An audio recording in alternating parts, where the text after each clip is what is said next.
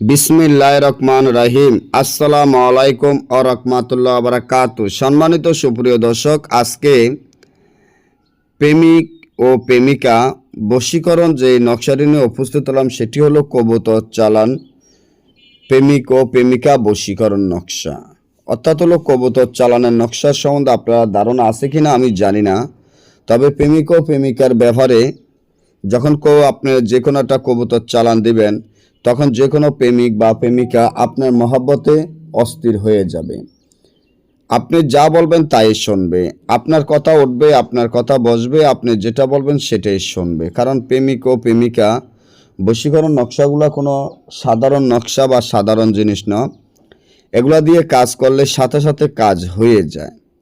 যেমন আপনি একটা মেয়েকে ভালোবাসেন, মেয়েটি আর আপনাকে পাত্তা দেয় না, মেয়েটির প্রেমে আপনি হাবুডুবু খাচ্ছেন, কিন্তু মেয়েটি আপনাকে কোনো রকমে পাত্তা দিচ্ছে না।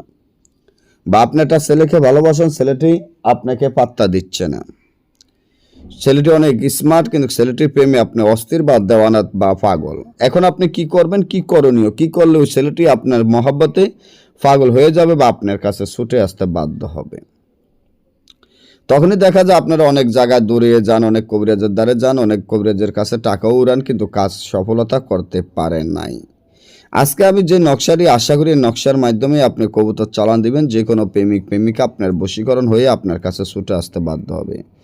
তার জন্য যে নকশাটি দেখেন, কবুতরের রক্ত ধারায়, যদি পুরুষের জন্য করেন পুরুষ কবুতর, মেয়ে হইলে মেয়ে কবুতর, রক্ত দ্বারা তাবিজটি সুন্দর করে একটা কাগজে লিখিয়া মেয়ের নাম মেয়ের মায়ের নাম, ছেলের নাম ছেলে পিতার নাম সুন্দর মতো লিখিয়া ফলান বিন ফলানের জায়গায় তাবিজটি একটা কবুতরের গলায় বাঁধিয়া কবুতরটি নদীর কিনারে যাইয়া ছেড়ে দিবেন।